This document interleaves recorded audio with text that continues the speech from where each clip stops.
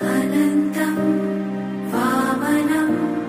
शौर्यं वैकुण्ठं पुरुषोत्तमं वासुदेवं ऋषिकेशं माधवं मधुसूदनं वराहं पुण्डरीकाक्षं नृसिंहं दैत्यसूदनम्